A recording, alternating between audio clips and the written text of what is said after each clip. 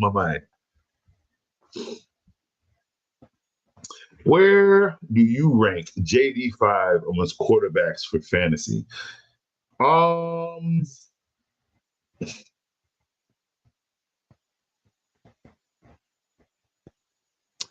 Right now, I do have him out of the top 10 right now. And it is only because, and this is where I could be completely wrong, because it doesn't happen to everybody. It does not happen to everybody, okay? But he could hit a sophomore slump this year. And if he hits a sophomore slump this year, his passing yards could stay the same. His touchdowns could stay the same as they were last year. But I think that will keep him right at like the top, right within the top 15 at quarterbacks. I wouldn't put him in the top 10 yet. Maybe by week 5, if he's consistent in winning, and then if Washington is just looking good all season, yeah.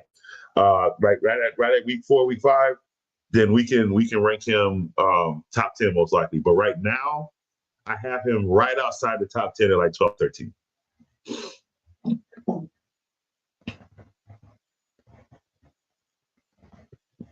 Kev trash, he got lucky last season. No, he didn't. No, he did not. I promise you. Let me tell you about Kev. See, I'm gonna have to clarify that for y'all right now. Right now, me and Kev, we talked last year. You understand what I'm telling you?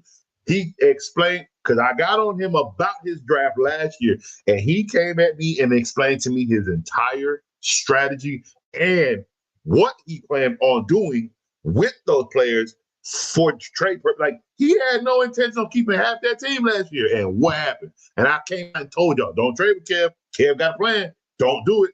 I know his draft grade is bad now, but do not trade with this man. And that was after a flop draft that I messed up last year.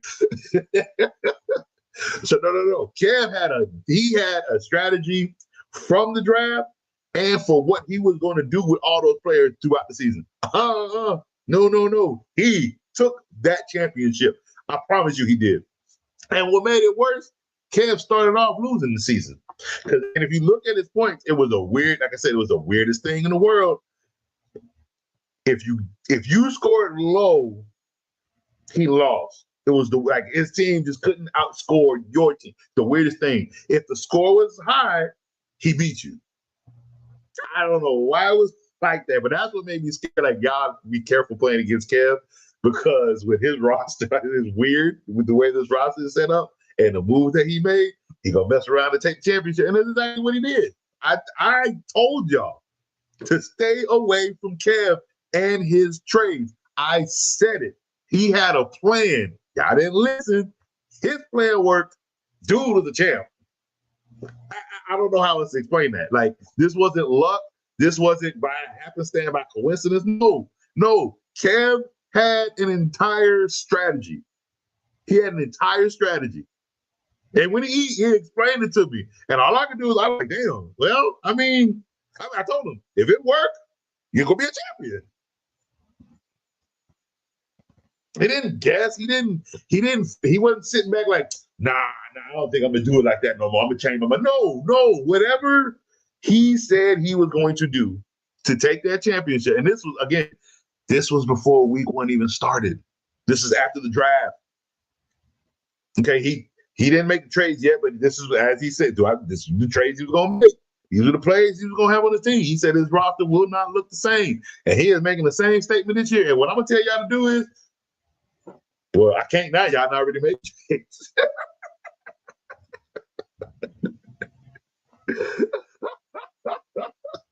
Kevin, my team was on the same time. And you know what? What's funny about your team, Tomo, you didn't have to make the trade. That's what makes your team dangerous.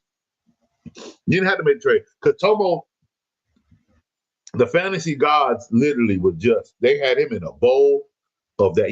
You ever just seen butter so perfectly melted? That's what they had. That's how they had Kevin. And then they drowned him in that butter. That's why you can't rely too hard on the fantasy. But here's the thing: when the fantasy gods have your team, ain't nothing you can do. You gotta let go. You gotta let go and let God.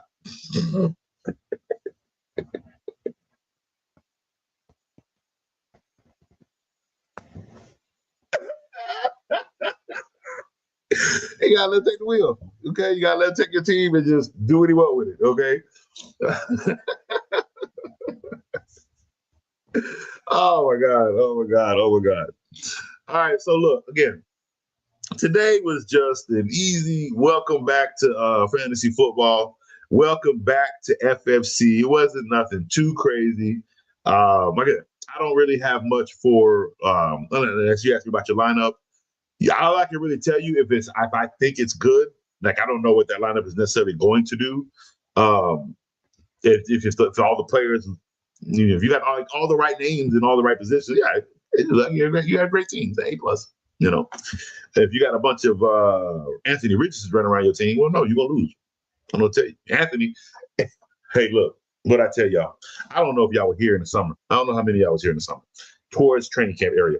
I don't know how many of you were here during FFC position ranking and FFC player drafting. Okay, player draft ranking. I don't know if you are here for them. If you guys were here for those, but if you were not, I'm going to recap you real quick. I've said Anthony Richardson